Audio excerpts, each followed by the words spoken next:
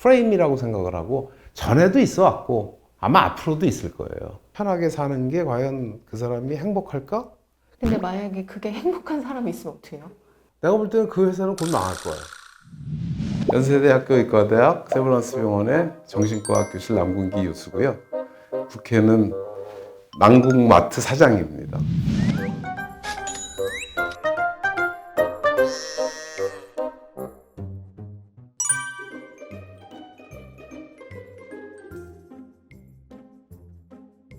남궁 사장님, 혹시 조용한 사직에 대해서 들어본 적 있으세요? 옛날에 기성세대들은 회사 일에 굉장히 열정을 바쳐가면서 일을 했잖아요. 아예 그거에 정반대되는 거죠. 특별히 막 이렇게 열심히 일을 해서 막 승진을 하고 싶다거나 인정받고 싶다거나 이런 게 아니고요. 내가 할 수 있는 그냥 최소한의 업무만 처리하고 더 이상의 업무는 하지 않는, 열심히 일하는 사람들 입장에서 보면 쟤는 저것만 일하고도 회사에서 아무런 터치 없이 잘 다니네? 뭐 이렇게 또 생각할 수 있는 그런 이제 조용한 사직에 대한 분위기가 있는데, 여기 이제 예. 미국에서부터 시작된.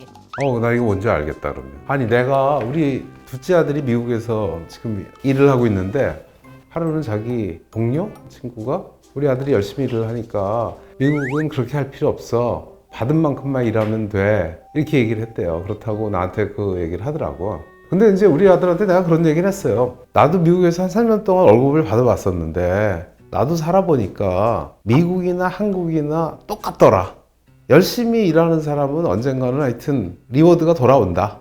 예를 들어서 뭐 승진이 빨리 된다든지. 근데 그거는 분명한 사실인 것 같아요. 그러니까 망하는 회사 아닌 이상은. 근데 문제는 본인이 승진을 하고 월급이 오르는 거에 대한 관심이 있느냐가 중요할 것 같은데, 그거는 뭐 본인의 가치관에 맞춰서 살겠죠. 생활 패턴에 맞춰서. 근데 이제 이런 게 자꾸 갈등이 되는 이유는 그런 것 같아요.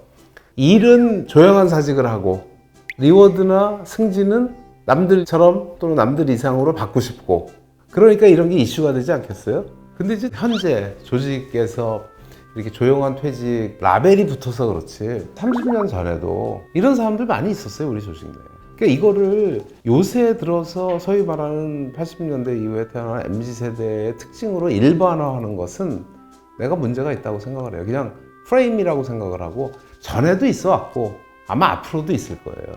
그때도 20%의 사람은 조용한 퇴직처럼 사는 사람이 있었고, 또 반대로 위에 20%의 사람들은 정말 목숨을 걸고 일하는 사람들이 있었어요.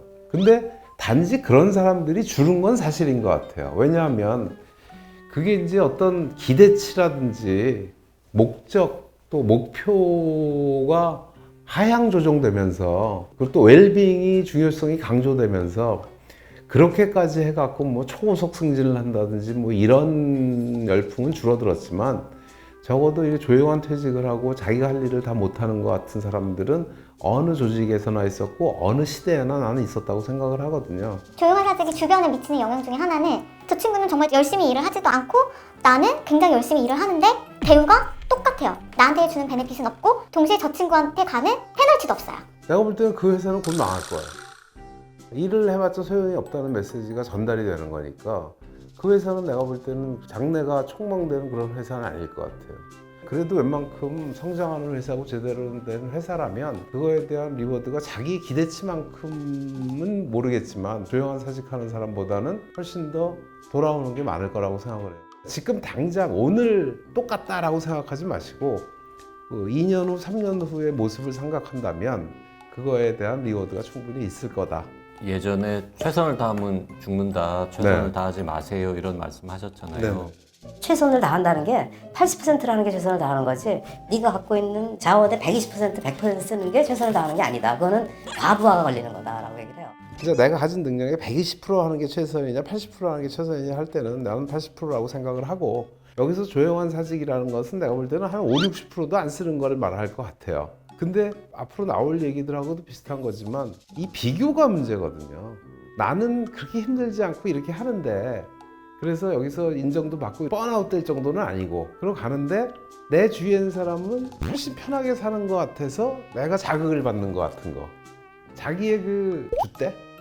그런 거를 지켜가는 게 오히려 내가 볼 때는 그거에 너무 휘둘릴 필요는 없을 것 같아요. 근데 최소한의 업무만 하면서 살다 보면 업무가 좀 재미없어지면서 회사를 그만두고 싶어지지 않을까요? 그렇죠. 나는 그 조용한 사직이 진짜 사직이 될 것 같은데? 인간의 가장 기본적인 욕구 중에 하나가 인정받고 싶어하고 칭찬받고 싶어하고 그런 거잖아요. 근데 그거를 포기하고 산다? 사람이라는 게 누구나 다 사랑받고 인정받고 조직 내에서 일체가 되는 느낌 같은 거, 내 편이 되는 느낌 같은 거, 그런 거가 사실 굉장히 중요한데 그거 없이 혼자서 편하게 사는 게 과연 그 사람이 행복할까? 근데 만약에 그게 행복한 사람이 있으면 어떻게 해요? 이런 것을 중요시하고 사는 사람이 80이면 반드시 20은 그렇지 않은 사람들이 있거든요. 그럼 내가 20에 속할 건가 80에 속할 건가는 자기가 선택을 하는 것 같아요. 그게 행복하다 그러면 뭐. 근데 나는 그냥 보편적인 얘기를 하는 거죠. 그러면 자, 이렇게 조용한 사직을 하는 것처럼 보이는 동료가 있습니다. 이 동료에게 협업을 요청하거나 뭐 이렇게 했는데 일이 2배가 되어 다시 나에게 돌아온다. 이런 경우 이걸 적절하게 끊어내는 방법은 없습니까? 근데 그 사람은 죽어도 안 할 거 아니에요. 그럼 내가 하든지 아니면 못 하든지의 문제가 되는 거잖아요. 그것까지 다 내가 커버하려고 그러면 그건 내가 너무 오지랖이 넓은 것 같아요. 내가 물론 80%를 하고 있는 사람이 동료가 너무 안 해서 일이 펑크가 나게 생겼을 때 뭐 90% 정도를 일시적으로 100% 악셀을 한번 풀로 밟아보는 정도는 하지만 계속 그렇게 하고 가면 그거는 오히려 그 사람도 내가 볼 때는 그렇게 건강한 사람은 아닌 거야. 그러면 이제 예를 들면 우리 같으면 내용은 단호하게, 태도는 공손하게, 윗분한테 이런 어려운 점에 대한 컴플레인이 아니라 상담을 드리는 거죠. 일을 나눠서 하는 거에 대해서 한 사람의 몫을 따지는 거는 사실은 어느 조직에나 있는 것 같아요. 여기도 있을 거고 우리 조직에도 있고 다 있어요. 그리고 그게 굉장히 그 구성원들한테 민감하잖아요. 근데 좀 멀리서 보면 사실은 5%, 3% 이런 거 갖고 민감하다고. 근데 어떤 사람이 인정을 받고 중요한 위치에 올라가고 이러는 거는 있잖아요. 남들의 보다 2배, 3배 훌륭해서 올라가는 게 아니라 5%, 10% 나서 올라간다고 생각해요.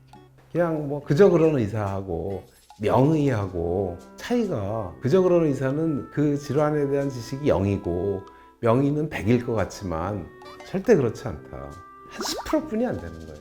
그 10%를 내가 더 얹으면 내가 명의가 되는 거고 그 10%가 부족하면 그냥 평범한 의사가 되는 거지. 그게 0대 100은 절대로 아니라고. 조직에서 내가 인정을 받고 승진을 하고 하는 거는 내 동료들과의 5%, 10% 차이에서 일어나는 거지. 내가 무슨 딴 사람이 8시간 일하는데 18시간을 일을 해갖고 인정받는 건 절대로 아니라는 거지. 그런데 이거를 있잖아요. 꼭 업무라고 생각하지 말고 이 조용한 사직을 하는 사람들은 이런 생각을 한번 해보셨으면 좋겠어요.